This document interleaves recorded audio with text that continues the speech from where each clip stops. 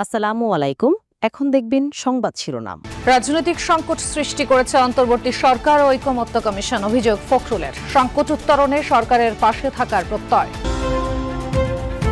সংস্কার না মানলে দায়িত্বহীনতার পরিচয় দেবে বিএনপি, মন্তব্য তাহেরের। ভোট চাইলেও হিন্দুর অপেক্ষিত ছিল খুলনায় সনাতন শাখার সম্মেলনে পরোয়ার। জুলাই সনদ ও গণভোট বিতর্ক প্রভাব ফেলবে না নির্বাচনে, বলছেন রাজনৈতিক বিশ্লেষকরা। সুযোগ আছে দলগুলোর সাথে ঐকমত্য কমিশনের মতভেদ দূর করা। প্রতীক ইস্যুতে এনসিপির আন্দোলনে নজর আছে নির্বাচন কমিশনের, জানালেন ইসি আনোয়ারুল। বিধিমালা প্রকাশের দাবি হাসনাতের। সেন্ট মার্টিনের পর্যটন নিয়ে নানা অনিশ্চয়তা। কাল থেকে উন্মুক্তের কথা থাকলেও জাহাজ না চালানোর ঘোষণা মালিকদের, হতাশ দ্বীপের বাসিন্দারা। এতক্ষণ শুনছিলেন সংবাদ শিরোনাম, এখন দেখবেন বিস্তারিত। মুক্তিযুদ্ধের বিরোধিতাকারীরা জনগণকে বিভ্রান্ত করছে। জাতীয় নির্বাচনের বিরোধিতা না করে জনগণের দাবির পক্ষে থাকার আহ্বান জানিয়েছেন বিএনপি মহাসচিব মির্জা ফখরুল ইসলাম আলমগীর। বলেছেন, নির্বাচন বানচাল করতে একটি মহল উঠে পড়ে লেগেছে। সংসদ নির্বাচনের আগে গণভোটের সুযোগ নেই বলে জানান তিনি। জেএসডির প্রতিষ্ঠাবার্ষিকীর আলোচনায় নেতারা দেশের বর্তমান সংকটের জন্য অন্তর্বর্তীকালীন সরকার ও ঐকমত্য কমিশনকে দায়ী করেন। কখনো সংখ্যানুপাতিক হারে নির্বাচন, কখনো বা জুলাই সনদের আইনি ভিত্তির। এখন জাতীয় নির্বাচনের আগে গণভোটের দাবি জামায়াতের নেতৃত্বে 8টি সমমনা ধর্মভিত্তিক দলের। রাজনৈতিক দলের নিম্নকক্ষ উচ্চকক্ষে একটা ডাম্পিং স্টেশন বানানোর আমরা কথা বলছি। জেএসডির প্রতিষ্ঠাবার্ষিকীর আলোচনায় বিএনপি মহাসচিব রাজপথের এই আন্দোলনের উদ্দেশ্য নিয়ে প্রশ্ন তুললেন। বললেন, জনগণকে বিভ্রান্ত করে নির্বাচন বানচালে উঠে পড়ে লেগেছে একটি মহল। আজকে যারা এই নিয়ে গোলমাল করছেন, রাস্তায় নেমেছেন, তাদেরকে অনুরোধ করব, দয়া করে জনগণকে অনেক বিভ্রান্ত করেছেন। 1971 সালে মুক্তিযুদ্ধের বিরোধিতা করেছেন। আজকে দয়া করে জনগণ যে নির্বাচন চায় সেই নির্বাচনের বিরোধিতা করবেন না। কারণ এই দেশের মানুষ কখনো বিট্রিয়ারের যারা বিট্রি করে তাদেরকে ক্ষমা করে না, তারা ক্ষমা পায় না। বিএনপি মহাসচিব বলেন, অন্তর্বর্তীকালীন সরকার ও জাতীয় ঐকমত্য কমিশন নোট অব ডিসেন্ট না রেখে বিশ্বাসভঙ্গ ও প্রতারণা করেছে। এই সংকট সত্যিকার অর্থে তৈরি করেছে বর্তমান অন্তর্বর্তীকালীন সরকার। জুলাই সনদ বাস্তবায়নে নভেম্বরে গণভোট দিয়ে ফেব্রুয়ারিতে জাতীয় নির্বাচনের দাবি জানিয়েছেন জামায়াতের সেক্রেটারি জেনারেল মিয়া গোলাম পরোয়ার। খুলনায় হিন্দু সম্মেলনে তিনি এই আহ্বান জানান। আর কুমিল্লায় দলের নায়েবে আমির ডাক্তার সৈয়দ আব্দুল্লাহ মোহাম্মদ তাহের বলেছেন, সংস্কার নিয়ে সরকার যদি তাদের সিদ্ধান্ত থেকে সরে যায় তাহলে পরিষ্কার হবে তারা আর নিরপেক্ষ নেই। খুলনার ডুমুরিয়ায় স্বাধীনতা চত্বরে হিন্দু সম্মেলনের আয়োজন করে জামায়াতের উপজেলা সনাতন শাখা। প্রধান অতিথি হিসেবে যোগ দেন দলের সেক্রেটারি জেনারেল মিয়া গোলাম পরোয়ার। সম্মেলনে তিনি বলেন, গত 54 বছরে হিন্দু ধর্মাবলম্বীদের রাজনৈতিকভাবে ব্যবহার করা হয়েছে। সনাতন সম্প্রদায়ের ভোট নিয়ে যারা ক্ষমতায় গেছে তারা নিজেদের ভাগ্য পরিবর্তন করলেও হিন্দুদের ভাগ্যের পরিবর্তন হয়নি। জুলাই সনদ বাস্তবায়নে নভেম্বরে গণভোটের দাবি জানান গোলাম পরোয়ার। তুমি যদি দাঁড়িপাল্লায় থাকো, জামাতের মিটিংয়ে যাও, তুমি পুজো করতে পারবে না, মা বোনেরা বাড়িতে বেরোতে পারবে না, সিঁদুর নিতে পারবে না, শাখা করতে পারবে না, পূজা করবে না। এগুলো হচ্ছে ডাহা মিথ্যা কথা। এই মিথ্যার আপনারা কান দেবেন না। আমরা বলেছি জাতীয় নির্বাচনের আগে এই সংস্কার প্রস্তাবগুলো গণভোটে দিতে হবে এবং সেটা জাতীয় নির্বাচনের আগে নভেম্বরেই গণভোট দিতে হবে। কুমিল্লায় জামায়াতের নায়েবে আমির ডাক্তার সৈয়দ আব্দুল্লাহ মোহাম্মদ তাহের বলেছেন, বিএনপি যদি সংস্কার প্রস্তাব না মানে তবে এটা তাদের দায়িত্বহীনতার পরিচয়। জাতীয় ঐকমত্য কমিশন ও রাজনৈতিক দলগুলোর মধ্যে মতানৈক্য তৈরি হলেও এখনও সেটা কাটিয়ে ওঠার সুযোগ আছে মনে করেন বিশ্লেষকরা।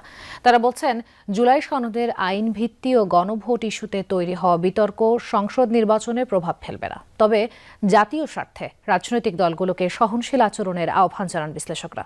অপরদিকে সংসদ কার্যকর না হলে নির্বাচনের আগে বা ভোটের দিন গণভোট আয়োজন আনুষ্ঠানিকতা ছাড়া বেশি কিছু নয় বলে জানান সিনিয়র আইনজীবীরা। রাজনৈতিক দলগুলোর সঙ্গে প্রায় 9 মাসের আলোচনার ফল জুলাই সনদ, আনুষ্ঠানিকভাবে যার ঘোষণা দেন প্রধান উপদেষ্টা। যে সনদ বাস্তবায়নের সুপারিশ প্রধান উপদেষ্টার কাছে জমা দেয় জাতীয় ঐকমত্য কমিশন। বিতর্কের শুরু তারপর থেকেই। বিএনপির অভিযোগ, যেসব অঙ্গীকারের ভিত্তিতে নোট অব ডিসেন্ট সহ সনদে স্বাক্ষর করেছে দলটি, বাস্তবায়নের সুপারিশে সেসবের অনেক কিছুই পরিবর্তন, সংযোজন বিবেচনা করেছে কমিশন, যা নিয়ে দলটির সঙ্গে কোনো আলোচনাই করা হয়নি। এমন ব্যত্যয়কে নেতিবাচক হিসেবে দেখছেন বিশ্লেষকরা, তবে তাতে ঐক্য বিনষ্টের খুব একটা কারণ নেই বলেও মনে করেন তারা। যদি বিএনপির সাথে কনসাল্ট না করে সেটা চূড়ান্ত হয়ে থাকে, এটা কিন্তু তাহলে একটা বড় ধরনের ত্রুটি হয়েছে বলে। ত্রুটি হয়েছে এটা সত্য, কিন্তু সেই ত্রুটিটা সারিয়ে নেওয়ার মতো সময় কিন্তু সরকারের হাতে আছে এবং আশা করছি সরকার এগুলো ত্রুটিগুলো দূর করে এটাকে চূড়ান্ত একটা সিদ্ধান্তে আসবে। নির্বাচন কমিশনের আইন অনুযায়ী শাপলা কলি সহ আরও অনেকগুলো প্রতীক বরাদ্দ দেয়া হয়েছে।